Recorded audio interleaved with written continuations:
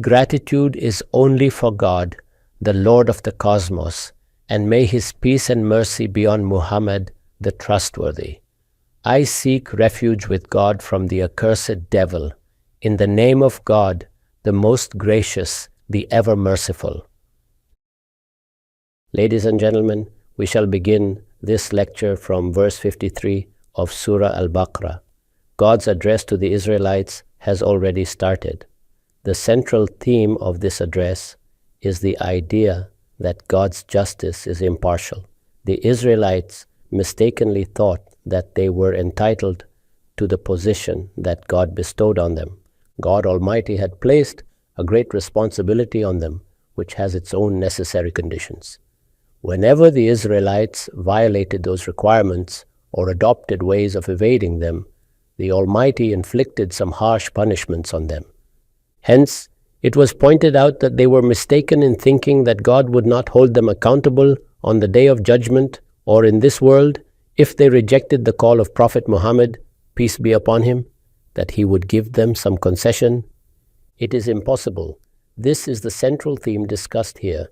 With this theme in mind, let us now see how the Almighty brings up various incidents from their history and makes them reach this conclusion.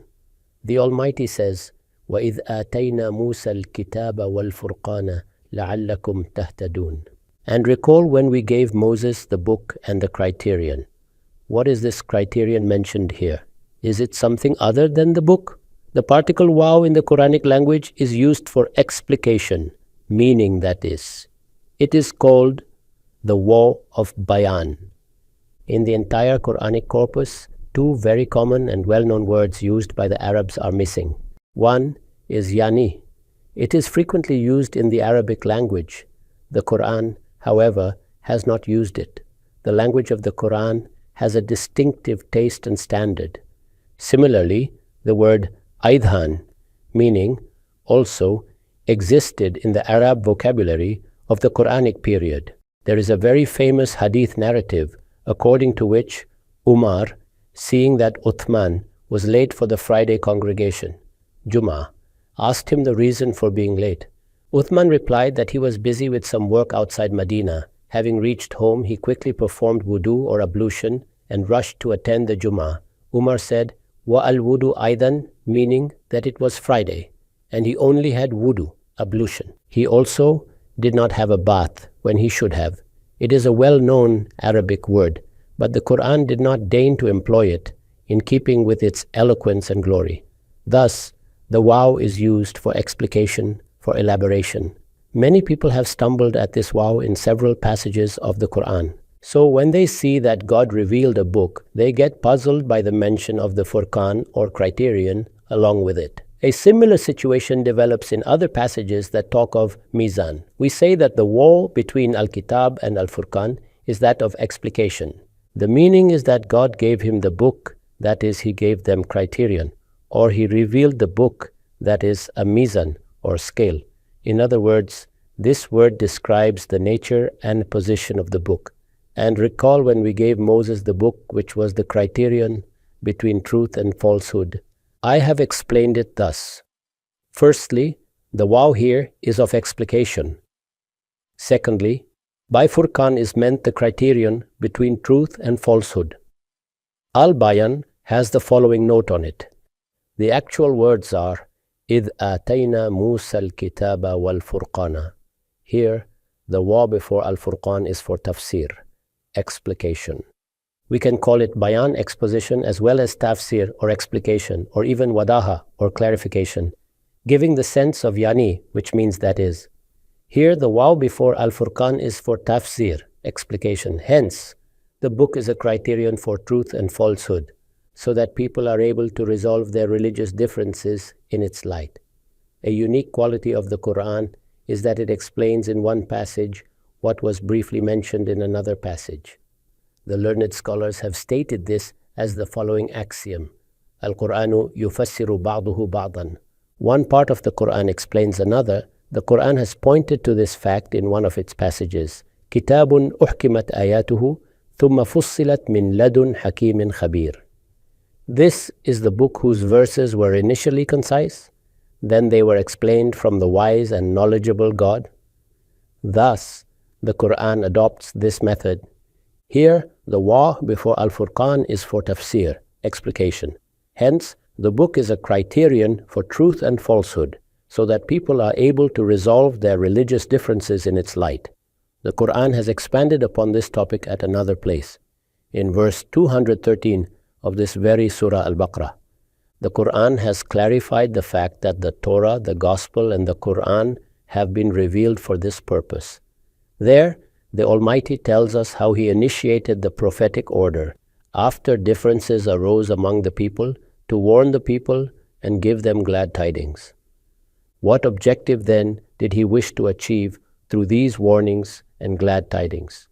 That people accept the fact that one day they shall stand before their Lord, and for this they have to obey God's commandments, being His loyal servants. They ought to live in the world as the Lord's servants. To inform the people of this eventuality and dispel any possible misunderstandings, the Almighty revealed His guidance through His chosen prophets. The prophets would carry out inzar and bashara, and then to further establish this truth, a book is also sent down with them. So God's prophets will also have a book along with them. This arrangement is carried out in one of the two ways. Either a prophet is given a scripture or a book, or he simply reiterates the message present in a previously revealed text. For instance, Jesus, peace be upon him, upheld the Torah on one hand, and God also revealed the gospel upon him.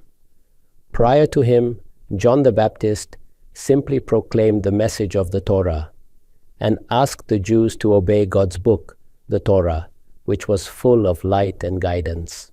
He also informed them that God is close to conclusively making a decision about them. Hence, they must take heed and carry out the responsibility placed on them. In verse 213 of this very surah, the Quran has pointed out this fact. That is, the implication of the words Furqan and Meezan is made clear. لِيَحْكُمَ بَيْنَ النَّاسِ فِي مَا اخْتَلَفُوا فِيهِ. It says, أَنزَلْنَا مَعَهُمْ الْكِتَابِ. We sent down a book with them. For what purpose? So that it becomes a judge to settle people's differences, offers a verdict.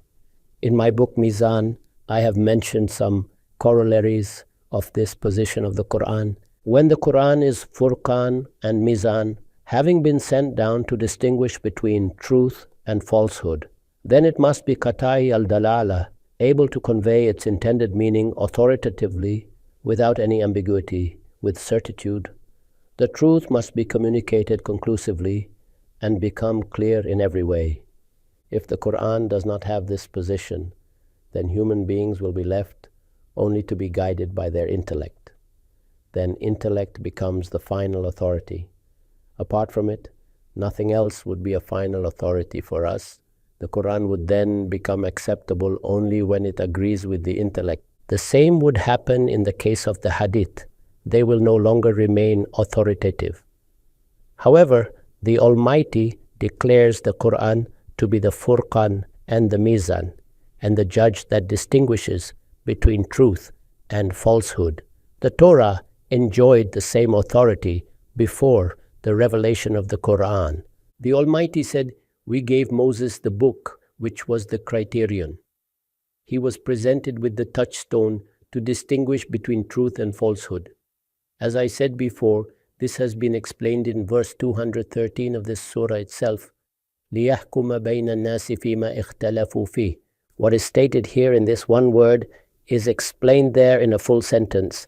This is a demonstration of فُصِّلَتْ مِنْ لَدُنْ حَكِيمٍ خَبِيرٍ. The Almighty makes its objective clear to settle the differences. The same is stated in verse 25 of Surah Al-Hadid. The words used are لِيَقُومَ النَّاسُ بِالْقِسْطِ. When we take up Surah Hadid, I will explain how this verse caused many misunderstandings. The same thing is mentioned in it. It mentions the purpose of revealing the book, لِيَقُومَ النَّاسُ بِالْقِسْطِ, so that people stand on the path of justice in matters pertaining to religion. In the Arabic language, this style carries the implication that people arrive at the correct position in religious matters if they have fallen into any deviation, innovation, or are unable to reach a decision. In other words, they reach the correct stance. This is the implication of the passage from Surah Hadid. The meaning is definitely not that if people adopt the teachings of this book, then as a consequence, they will become the bearers of justice in this world. This is not what it means. It shows how people would reach the correct stance in religious matters, stand in a sound position in religious matters. This sense is conveyed by the words, لِيَقُومَ النَّاسُ بِالْقِسْطِ, so that people stand on the path of justice through these books. This is the meaning of the word Furqan. The Almighty said, "We gave Moses the book so that you might receive guidance through it." Obviously, the purpose of sending this book was to make it a guide for people. Whenever man faces a predicament, he surrenders before its verdict. Whenever he is confronted with differences, he turns to this book for a judgment. This is the actual status of the book, which is unfortunately ignored. This did not just happen to the Israelites or the Christians. Even today, if the Israelites get ready to judge everything in light of the Torah, keeping aside all their biases, and the Christians get ready to judge the matters in light of the gospel, every religious innovation, every form of shirk prevalent in their communities, and every religious directive they've fabricated will vanish. Such is the clarity with which these books talk about these topics. I must say that if we study the gospel, and mind you that we do not have it in the form of a proper book, all we have is narrations of it by various narrators. The same would have happened with the Quran if Prophet Muhammad, peace be upon him, would not have had the opportunity to achieve political power, to establish a system and organize his companions as a collective power. This facilitated in giving the Quran its final shape and arrangement. The gospel could not be arranged in this way. The Torah, however, was given a final shape. The gospel remained in fragments, just as the Quran would have been had Muhammad, peace be upon him, left this world immediately after his Makkan phase.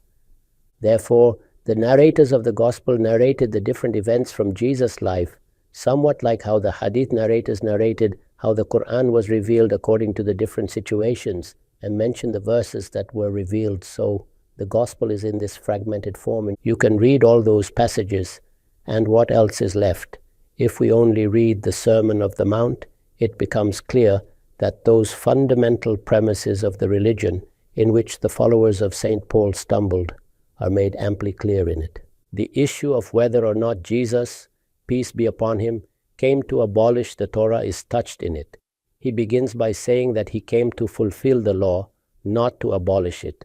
The sermon begins from here. After that, he explains the eternal truths of religion in the most eloquent way. Even the Muslims today should study that sermon. It is more relevant to us today. The situation we are facing today is elaborately discussed in it. Towards the end, Jesus makes it clear that God will judge us by our faith and works. In other words, he negates the doctrines of atonement and his own apotheosis, presenting religion in its true form. Thus, the revealed book performs this task even though it could not be given its final shape, nor could it be preserved in its original language. However, even after passing through a translation process across many languages, it still makes the fundamental truths of religion amply clear. What to say of the Quran? So, its purpose is to be the means of guidance. Here the Almighty talks about the purpose of revealing the book. People were not given the book simply to make them a privileged class and for them to brag about being the custodians of the Quran or the Torah. Rather, its purpose was to be the book of guidance for humankind. وَإِذْ قَالَ مُوسَى لِقَوْمِهِ يَا قَوْمِ إِنَّكُمْ ظَلَمْتُمْ أَنفُسَكُمْ بِاتِّخَاذِكُمُ الْعِجْلَ فَتُوبُوا إِلَى بَارِئِكُمْ فَاقْتُلُوا أَنفُسَكُمْ ذَلِكُمْ خَيْرٌ لَكُمْ عِنْدَ بَارِئِكُمْ فَتَابَ عَلَيْكُمْ إِنَّهُ هُوَ التَّوَّابُ الرَّحِيمُ. And recall, again, the style adopted here is to place important events from Israelite history before them, just like a person delivering a sermon. Recall, O Muslims, that we gave you authority over the whole world. or recall that your empire was established in Andalusia, or recall that you once turned the Persian and Byzantine empires upside down. So the same style is adopted here. And recall when Moses said to his nation, لِقَوْمِهِ يَا قَوْمِ إِنَّكُمْ ظَلَمْتُمْ أَنفُسَكُمْ. People of my nation, you have been unjust to your souls, بِاتِّخَاذِكُمُ الْعِجْلَ, by making this calf. This is a reference to the incident when the Israelites fell into this terrible sin right after their liberation from Pharaoh's bondage in Egypt, perpetrating such a heinous polytheistic act in the very presence of a prophet, where they carved out a calf and started worshipping it. People, you have been unjust to your souls by making this calf. Fatubu ila bari'ikum. The Quran is only briefly pointing to these events because its addressees were well aware of them. They had good knowledge of these events. I have tried explaining several times that when the Quran adopts this concise style, it does so keeping its addressees in view. We tend to do the same. We never provide the details of events that are known to our addressees. The objective here is inzar, or cautioning, bashara, or giving glad tidings, itmam al-hujjah, or conclusively communicating the truth and sharing the facts. The purpose is not to write a history, since these events are quite well known to the Israelites, mentioned in the Torah and related by their scholars in sermons, just as Muslim clerics narrate historical events in the Friday sermons, talking about the battles of Badr and Uhud, for instance, and how the companions of Muhammad, peace be upon him, came to Islam. All such events are well known. Similar was the case when the Quran was being revealed. Hence, there was no need to go into the details. Only passing references were made to the important events, highlighting their necessary aspects. Thus God said, Fatubu ila bari'ikum, so turn in penitence to your Creator. The actual word is bari'ikum. I have written, although there is a slight difference between it and the word khaliq, generally the two are used synonymously. In the Arabic language, synonyms tend to hold meanings in different shades. When used together, these shades of meaning are taken into consideration, but it is possible for them to be used interchangeably, using one in place of another. This is the case with the word Rasul. The Quran uses it as a term as well as in its plain sense of an envoy, a person bringing a message from God. People unfamiliar with the uniqueness of every style tend to build their arguments on the basis of one meaning alone. So, turn in penitence to your Creator, faqtulu anfusakum. Now, the Israelites had to return to their Lord. Would mere repentance be enough? No, they were given a very stern punishment. The Quran has informed us that they had to pay a penalty. The mechanism of this penalty is as follows. God's Prophet is present among them. The truth was conclusively communicated, followed by the manifestation of God's judgment in the drowning of Pharaoh and their exodus from Egypt. They witnessed extraordinary miracles in the past, and the staff of Moses continued to show many more miracles. It was at this juncture that they fell into shirk, polytheism, or idolatry. Whenever Itmam al-Hujjah is carried out at this level, then the situation that emerges is described in the Quran in the words, لا يوثق وثاقه أحد ولا يعذب عذابه أحد. None shall punish as that Lord punishes, and none shall bind as he binds. So, this needs to be understood. We also need to keep the special position of the Israelite nation in view, along with the events from their history that are mentioned here. I have already touched on some aspects. God's Prophet was raised among them. Itmam al-Hujjah was carried out on Pharaoh in their very presence. Needless to say that they also witnessed the truth in a conclusive way thereby. The truth became clear in every way. All of them professed faith in Moses, as there was no room left for any doubt. Subsequently, they migrated from Egypt along with Moses, peace be upon him, and the sovereign ruler of a great empire and his army faced God's wrath, while the Israelites easily crossed the sea. They also witnessed miracles at every step while God's prophet was among them. This situation is one aspect of the story. Another aspect that needs consideration is that their very selection happened so that they become examples of God's judgment on earth.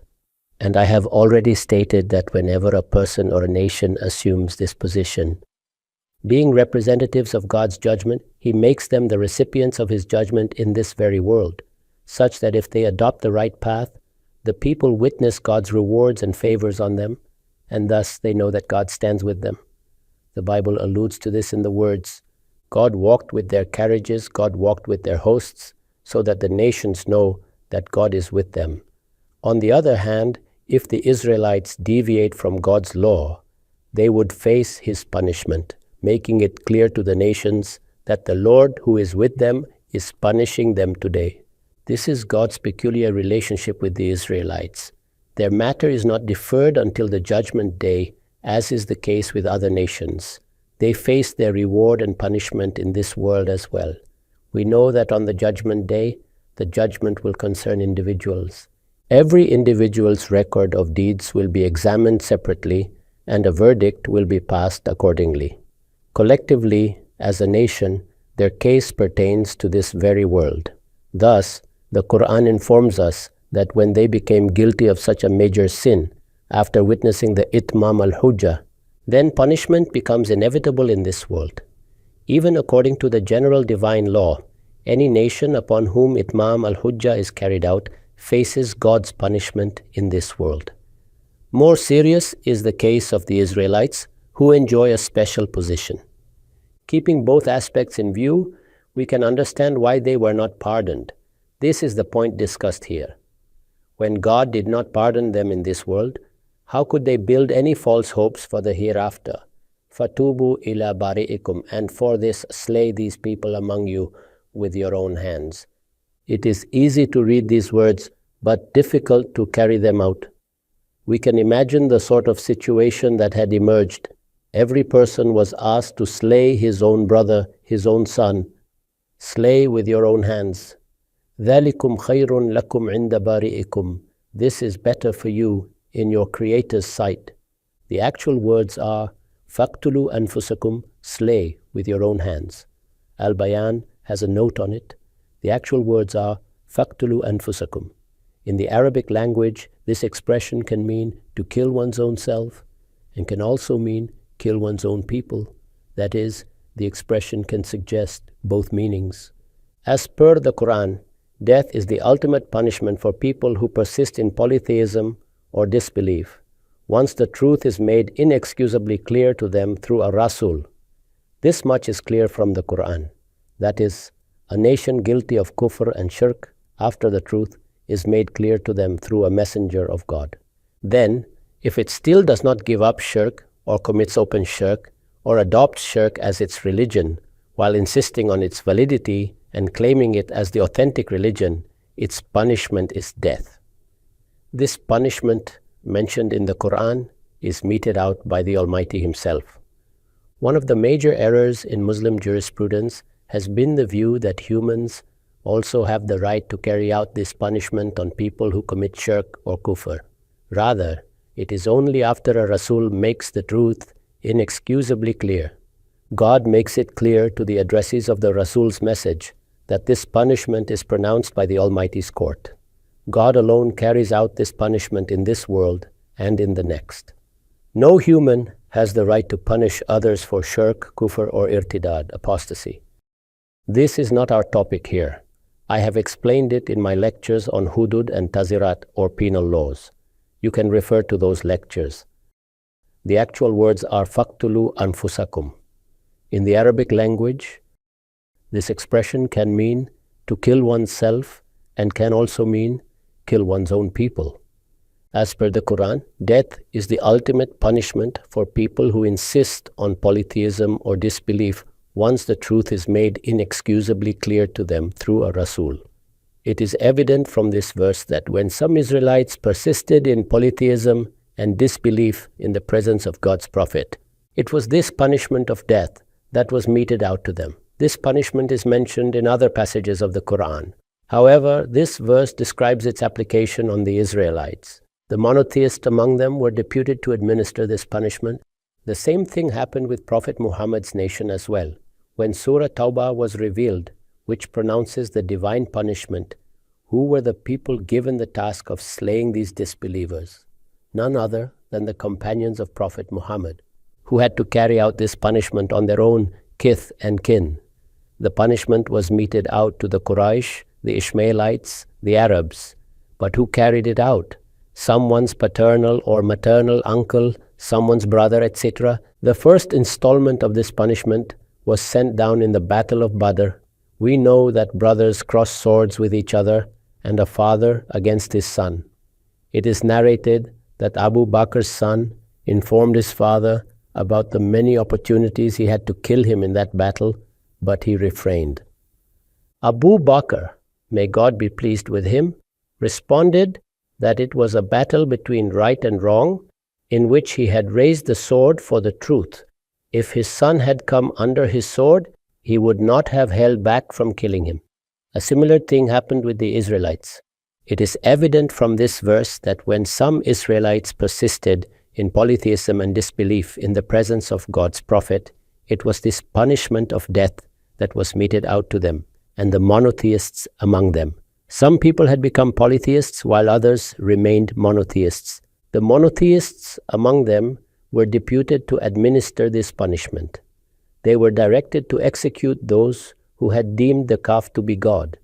This directive was meant to try and test the righteous and to rid the Israelites of the offenders. This latter objective was also present in this stern directive because the Israelites were a nation chosen by God. That is, this group should remain free of such sinners. The process of purifying this nation has been ongoing throughout history so that they may remain pure and invite others towards God. In some of my lectures, I have stated that the penal punishments decreed for them are very strict. We should understand these penal laws by keeping their special position in mind. In Exodus 32, verses 26 to 29, the Bible records this incident in the following manner.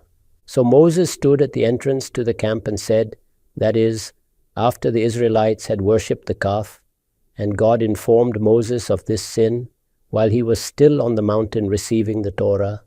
So he returned to the camp in a furious state. This passage refers to that juncture. So Moses stood at the entrance to the camp and said, whoever is for the Lord, that is, whoever is still committed to faith, come to me. Thus, the act of tathir, which literally means purgation, was carried out first. In many surahs of the Quran, including Surah AL Imran, we shall see that even in the time of Prophet Muhammad, the task of tathir was undertaken before implementing punishments. At many places in Al-Bayan, I have discussed the type of tazkiyah and tathir related to the nafs or self, cleansing it of impurities and developing virtues within it. This is one type of tathir.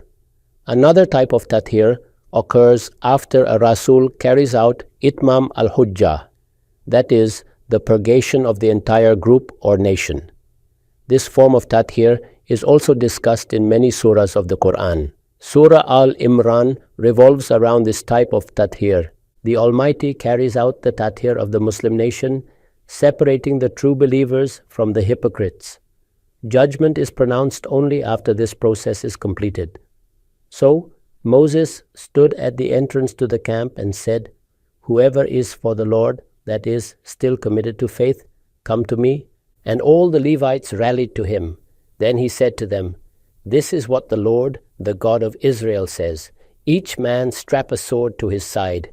Go back and forth through the camp from one end to the other, each killing his brother and friend and neighbor. The punishment was carried out in this manner. The Levites did as Moses commanded. Thus, when the Israelites realized the severity of the crime they had committed, and given what had transpired, they did not challenge this command. And that day, about 3,000 of the people died. This was the number of Israelites who had worshipped the golden calf. Then Moses said, you have been set apart to the Lord today. That is, revive your faith today, for you were against your own sons and brothers, and He has blessed you this day. In other words, this matter could not be postponed. They were to receive God's forgiveness before the end of that very day. From these words, we can understand the enormity of God's wrath and the severity of the situation. So this is what Moses, peace be upon him, said. Now, after pronouncing this punishment, it was made clear that this punishment was better for them in their Creator's sight. It was not an easy task. This then is a way of diluting the shock of this arduous command. I have written. The implication is that the Israelites might consider this act of execution a great injustice and a national loss. However, their Creator deems it something better. Why? We might ask. The first reason is that the status of being witnesses to the truth, which has been granted to them, requires that the good and evil elements among them be distinguished from one another. Tathir. This perspective helps us understand and resolve many difficult passages of the Quran and even of the Hadith. In my work Meezan, I have mentioned the kinds of directives given by Prophet Muhammad, peace be upon him, in the phase of Tathir. It was in this phase that the Holy Prophet did not even excuse a blind companion of his, peace be upon him, from attending the masjid. Obviously, this is not a ruling for normal circumstances, failing to differentiate clearly between normal times. And these special situations has given rise to many problems in our jurisprudence. The first reason then is that the status of being witnesses to the truth requires that the good and evil elements among them be distinguished from one another. Tathir. Secondly, this act of mass killing was a manifestation of a lesser judgment before the final day of judgment. The final day of judgment is the greater judgment. On a smaller scale, this punishment was a manifestation of that greater judgment, so that it would always keep them on guard against any deviation from monotheism. They would remember this stern command of the Almighty and how they accepted it. Through this, they would always remain vigilant against any deviation in Tawhid and remain aware of its unique importance. Thirdly, since this sin was committed as a result of their negligence, it had to be atoned for. This would hopefully ensure forgiveness from the Almighty and make them once again worthy of His favor and blessings. Thus, kafara, atonement, tathir, purgation, and tanbi, or admonition, are the three objectives of what God has stated here. This is better for you in your Creator's sight. Consequently, when you did this, this part is understood from the context. I have stated it explicitly. Then what happened? Fataba alaykum. The Almighty accepted your repentance. Innahu huwa at-tawwabur rahim. Indeed, He alone is forgiving. He is ever merciful. He alone is the one who shows mercy to His servants. Here, the Almighty states that His forgiveness after punishing them is a favor from Him. For the position they hold leaves no room for such crimes. What should have happened is that they be removed from this position and wiped out from the face of the earth. However, the Almighty showed mercy and punished only those who were involved in this sin, and that too through their own people. Now let us go through the translation of these passages and recall when we gave Moses the book, which was the criterion between good and evil, so that you might receive guidance through it. And recall when Moses said to his nation, "People of my nation, you have wronged your souls by making this calf. So turn in penitence to your Creator, and for this slay these people among you with your own hands. This is better for you in your Creator's sight. Consequently, when you did this, He forgave you. Indeed, He alone is forgiving. He is ever merciful."